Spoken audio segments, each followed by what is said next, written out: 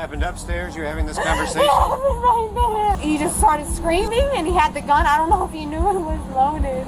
And it went off. On April 23, 2023, Cleveland authorities are dispatched to a scene of complete horror. Upon arrival, they discover Brandy's boyfriend, Carlos Isaac Perales, soaked in blood, having sustained a gunshot wound to his chest. I have my kids here and I need to go with them, please. It is. Well, I mean, shooting in the chest, you're gonna have some blood. Yeah, but it's crazy because it wasn't like gushing out on the thing, but there's definitely a lot. Oh, that's a ton inside. However, amid Brandy's hysterical screams for help, officers notice an unsettling detail that would ultimately lead them to hunt for the truth till the very end. The neighbor heard her saying it was an accident. Oh, you're thinking if she probably shot him? Brandy and Carlos had been in a relationship for 10 years, living with their kids in Cleveland, Ohio. However, they were completely unaware that their small world would soon come crashing down. After the chaos unfolds around Brandy, she is swiftly taken into custody for questioning. However, the details she is about to reveal will only make the situation even more grim. So you get home, what's going on? So already when I was at work, he was saying, what's taking so long at work, you know? Is he calling you or texting you? Texting. Texting? Yeah. Saying, what's going on? I know you're up to something. You're just hanging out at work, having a good time. He's always been like this. I never took it serious. I just said, I'm at work, you know, you can call the Nautica. So he's accusing you of stuff? Yeah. And I said, you can call the Nautica Queen. They'll tell you the cruise times. They'll tell you that I'm on the boat. I'm stuck on the water. There's nothing I can do. And he was just upset. I guess it was a hard day with the kids and, you know, the house and just everything. And when I walked in the door, he was standing at the top of the landing. And he had a mean face. And I came up and I went to take my apron off. I went in the room and he let me walk past him. I went up to the room. He said, what took you so long at work? Why was you at work all day? And you didn't have no breaks in between. And he was just asking me questions like that. And honestly, I just had a long day and I started screaming. I said, stop asking me questions. I just got off work. And he pulled out a gun. And I know the gun. I've seen the gun before. It's for protection for our household. We have rowdy neighbors in the street. And I know that this gun was for protection. He pulled it out and he just was like, tell me the truth. Where was you at? And I said, I was at work. I said, you can call the Nautica, you can call my managers, whoever you would like to get a clock out slip. I was explaining to him that he could check any option possible. At this point, is he waving the gun at you? He had it like in his hip and he was just like that. Like, just tell me where you are, where you were. So he's not pointing at you, No, he just not has yet. his hand on it. Yeah, at the time. Okay, is it in his waistband? Yeah, it was like at his waist. Then he took it out, because I wasn't telling him no lies. I was telling him the truth. I said, I'm at work, there's nothing, nothing. He thought maybe it was guys I was hanging out with, I don't know. So he started screaming, and like I said, he took the gun out of his waist. He said, I'm gonna tell you one more time, tell me one more time.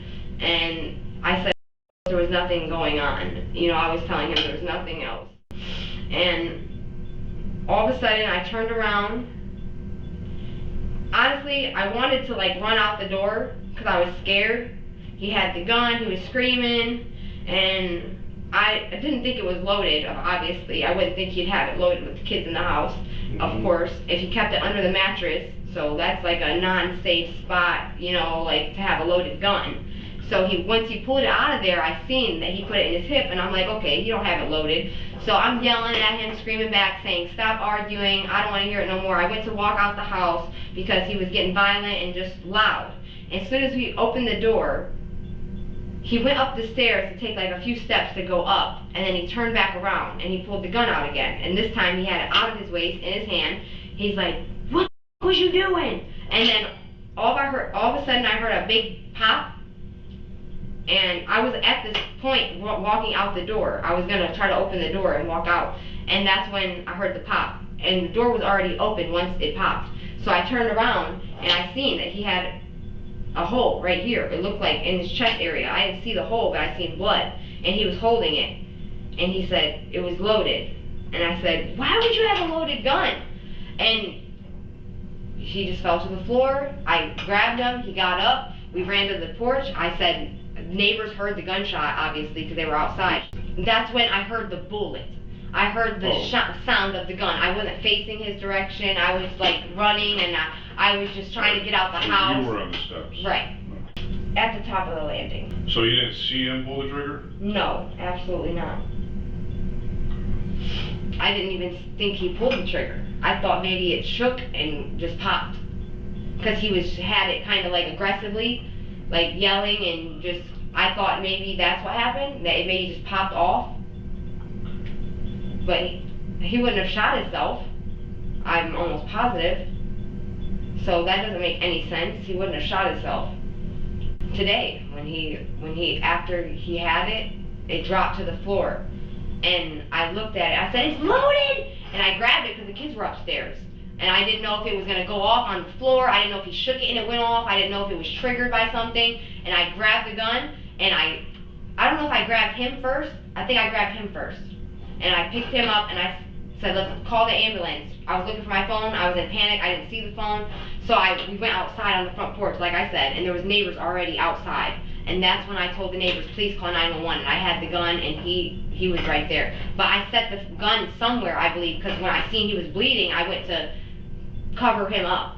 So you went upstairs and grabbed the gun? Well, we were on the stairway, so like I said, he was at the top of the landing. When I heard the gun, I ran up. I didn't even know he had like bullets in it, like I said. So when I went up and the gun went off, I seen he was bleeding, and I said, oh my God, it was loaded, and So where was the gun at then? I think at the top of the landing. And then what'd you do with it?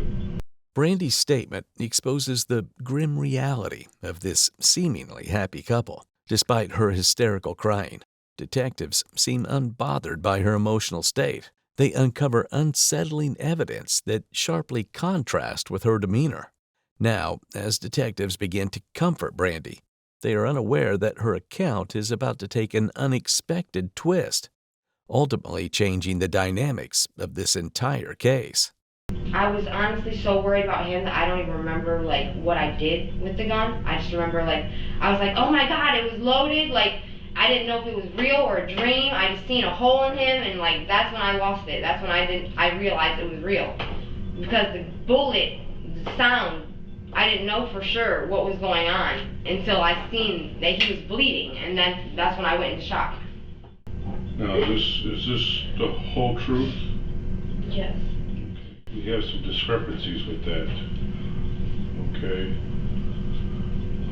The doctor at the hospital said it wasn't self-inflicted, and that the angle of the bullet, it was in the center chest, but it exited the right lower back. And there was a GSR test done on you. I know. Okay. So is there a chance that you shot him? You have to be honest with this. I know. Okay. I thought he was gonna shoot me. Okay. So I took it Okay, so out his hand. All right, so now we're gonna go with the whole truth this time. From this time forward, let's go with the whole truth, okay? Because you do have 3 little kids that are gonna need a mom, so we need the whole truth. I don't care to be here. You guys can take me forever. But I'm gonna be honest. Okay. Because I don't want to be here. I'll probably die in prison. But the honest truth, yes. I came in from work. He thought I was out having a fun time, out with guys. I was at work. I came inside. It's not the first time he pulled the gun on me. And yeah, I took it. I see that you guys have a history. So I didn't want to say it because he's dead, please. I understand. Okay, so you come home, you're mad. Please, no! Oh, no. Absolutely not. He came at me with the gun. Okay. I would never, ever do that in the house with the kids. Ever. I would never even shoot the gun at him. He was coming at me with it, and I just remember. Where is this happening at right now? Upstairs. In the room, in the hallway? About in the hallway. I just took my apron off. Okay. I didn't even know where my phone was. He was yelling and screaming. I barely remember, honest to God, how it went. Because he was screaming, he was mad. I seen the gun. I kind of got just nervous because he took it out before, and he said, "It's loaded." And he set it down on the table. And he said, Which table?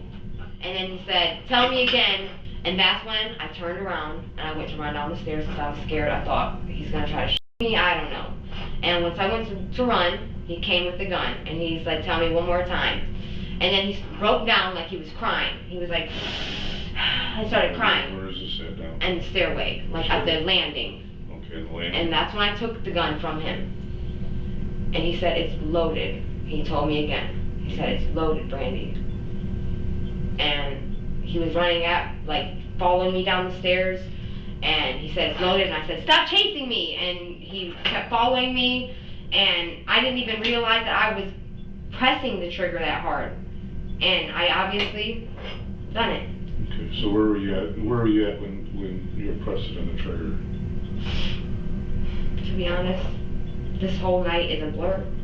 If I couldn't even tell you where I shot him. I don't know.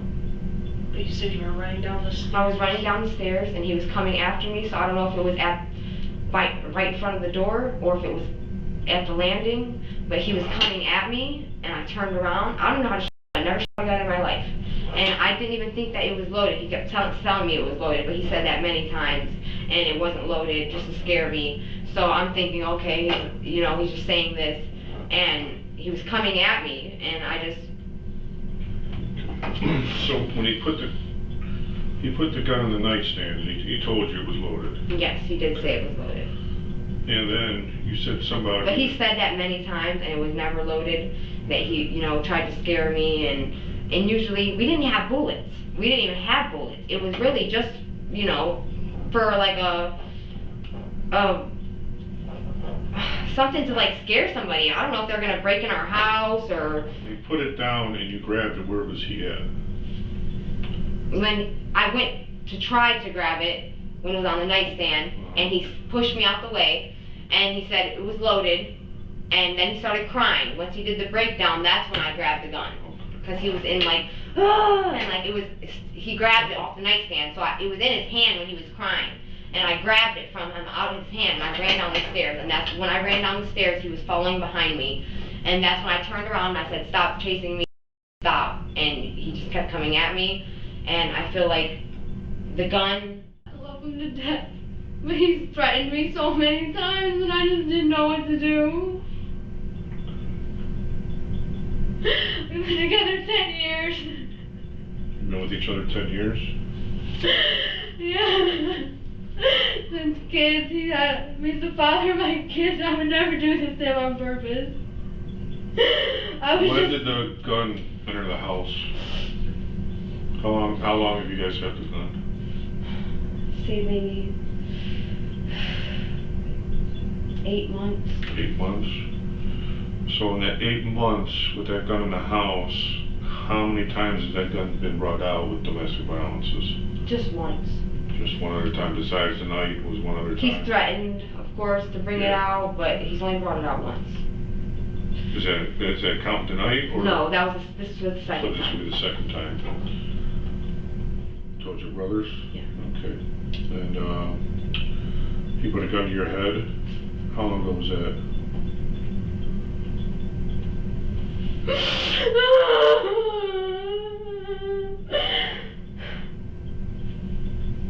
Like 6 months ago. 6 months ago? Maybe 5. Had you told your brothers? How many brothers do you have? 8. Even though the irrefutable evidence compels Brandy to confess, her inability to maintain a consistent narrative eventually casts doubt on her account of events. She frequently switches her statements regarding whether she knew the gun was loaded or not. But here, what's intriguing is her shifting demeanor. One minute, she becomes increasingly defensive, and the very next moment, she starts fake crying to appear utterly devastated. Additionally, Brandy claims that she shot Carlos on the stairs, but detectives uncovered a disturbing piece of evidence at the crime scene that contradicts her claim.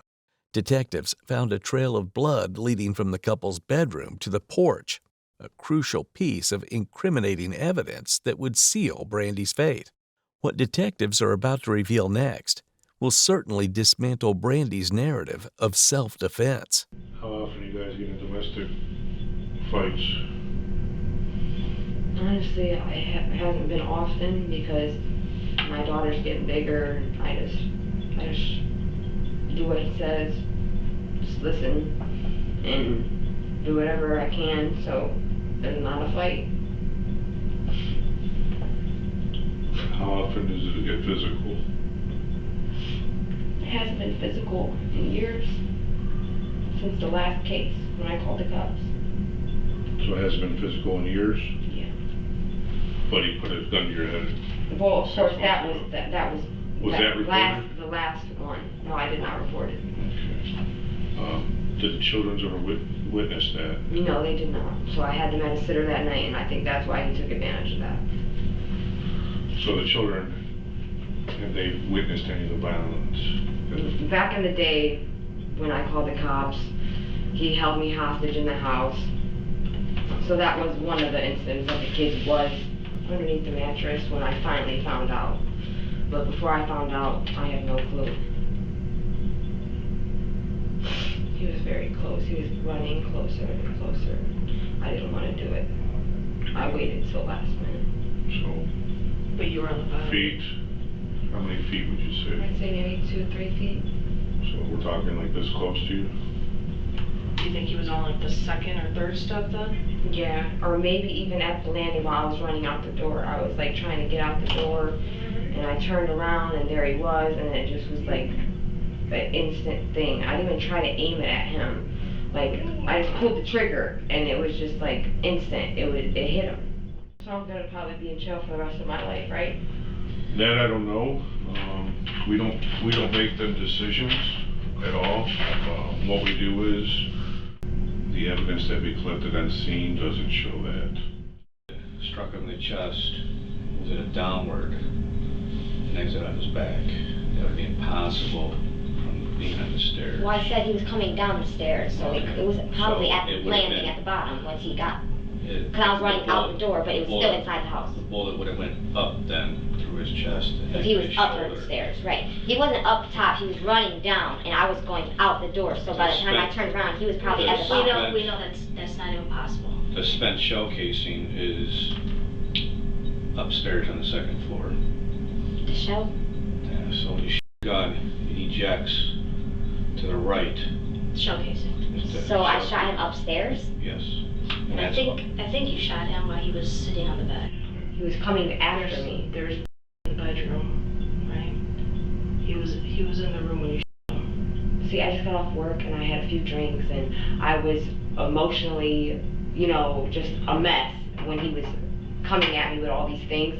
So it could have been upstairs, but even then, I know he was chasing me. I had to, turn around and just pull the trigger. And then you would have had to run upstairs to put the gun where it was located at. I dropped it.